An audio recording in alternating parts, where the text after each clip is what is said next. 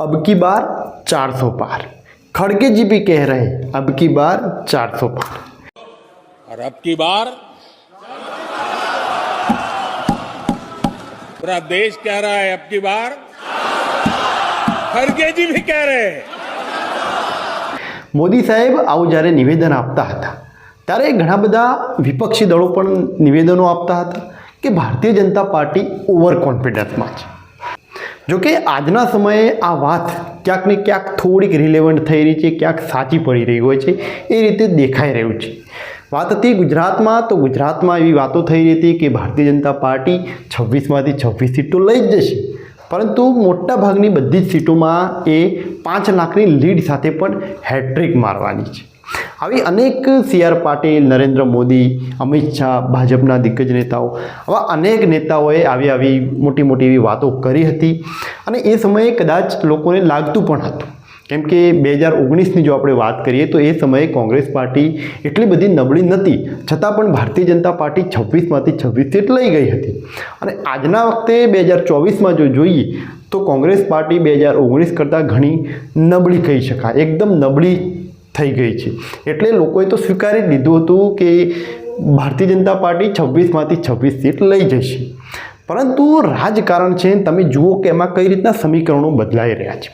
આજના સમયે ઘણી બધી એવી સીટો ઉપર એ રીતના ખાસ સમીકરણો બદલાઈ ગયા છે કે જ્યાં લોકોને આશા નહોતી કે કદાચ કોંગ્રેસ જીતી શકશે, એ આજના સમયે એવા સમીકરણો બદલાયા અને કોંગ્રેસ તરફી જતા રહ્યા એ સમીકરણો, અને આજે એવું દેખાઈ રહ્યું છે કે ભારતીય જનતા પાર્ટીને એ સીટ કદાચ ખોવાનું પણ પરિણામ આવી શકે એમ છે। બનાસકાંઠા લોકસભા, ભરૂચ લોકસભા, વડોદરા લોકસભા, આ બધી સીટો છે કે જ્યાં વિપક્ષી દળ મજબૂત બની ગયું છે। બનાસકાંઠામાં ગેનીબેનની વાત કરીએ તો ગેનીબેનનું આખું વર્ચસ્વ વધી ગયું છે અને હવે તો એવી ચર્ચા થઈ રહી છે કે એમની સામે જે ભાજપના ઉમેદવાર છે રેખાબેન ચૌધરી, એમને કદાચ બદલી કરી દેવામાં આવશે, એમની જગ્યાએ નવો ઉમેદવાર આવશે। એટલે આ રીતની આખી ચર્ચાઓ થઈ રહી છે। ભરૂચ લોકસભા કે જ્યાં ચૈતર વસાવા અને મનસુખ વસાવાનો મુકાબલો હતો, પરંતુ એ પણ સીટ ઉપર કદાચ ભારતીય જનતા પાર્ટી મનસુખ વસાવાની જગ્યાએ કોઈ નવા ચહેરાને લાવી શકે એમ છે। જોકે એ વખતે પણ લાવી શકતી હતી, પરંતુ ભારતીય જનતા પાર્ટી માટે કોઈ એવો ચહેરો નહોતો કે જે ચૈતર વસાવાની સામે લડી શકે એમ હતું, એટલે ફરીથી 7મી વખત મનસુખ વસાવાને ટિકિટ આપી હતી।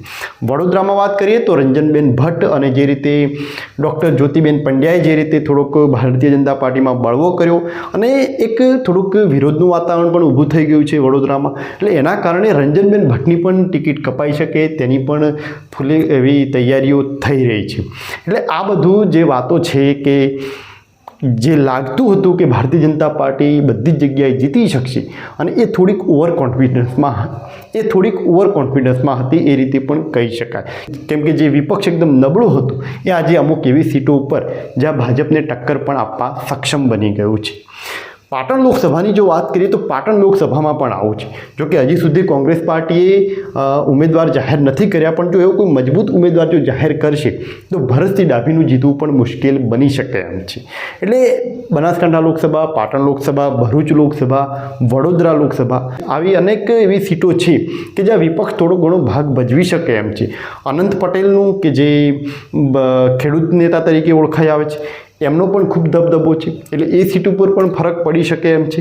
એટલે આ રીતનું આખું જે ભારતીય જનતા પાર્ટી જે વાતો કરતી હોય છે કે અમે હેટ્રિક મારીશું, આપણા સી.આર. પાટીલ કેટલા મોટા દાવા કરતા હતા કે 26માંથી 26 તો જીતીશું, 5 લાખની લીડ સાથે જીતીશું, પરંતુ આજે ભારતીય જનતા પાર્ટીનું આવું અમુક સીટો ઉપર જીતવું કપરું બની ગયું છે।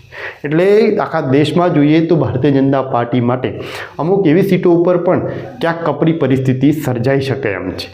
અને મોદી સાહેબની જે ગુજરાત મોડલ ઉપર જેમની ઇમેજ છે એમાં ક્યાંક ને ક્યાંક ખતરો પણ દેખાઈ રહ્યો છે, કેમ કે મોદી સાહેબ જો આ સીટો ઉપર જો ચેન્જ નહીં કરે અને જો કોંગ્રેસ પાર્ટી જીતી ગઈ તો મોદી સાહેબની ગુજરાત મોડલ ઉપરની જે ઇમેજ છે એ થોડીક નબળી પડી શકે છે।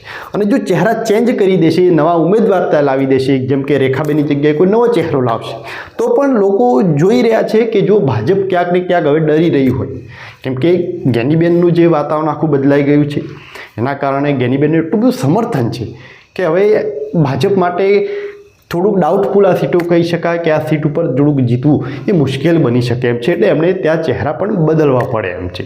જોકે એ ચહેરા કોણ બદલે છે, કયા ચહેરાઓ આવે છે અને કઈ રીતે જીત મેળવે છે એ જોવાનું રહેશે. પરંતુ ક્યાંક જે ઓવર કોન્ફિડન્સની જે વાત હતી ભારતીય જનતા પાર્ટીની, જે એક એવું વર્ચસ્વ, એક લહેર જે ચાલી રહી હતી, ક્યાંક ને ક્યાંક કોંગ્રેસ પાર્ટીએ પણ પોતાનું વર્ચસ્વ બનાવવા લાગી ગઈ છે.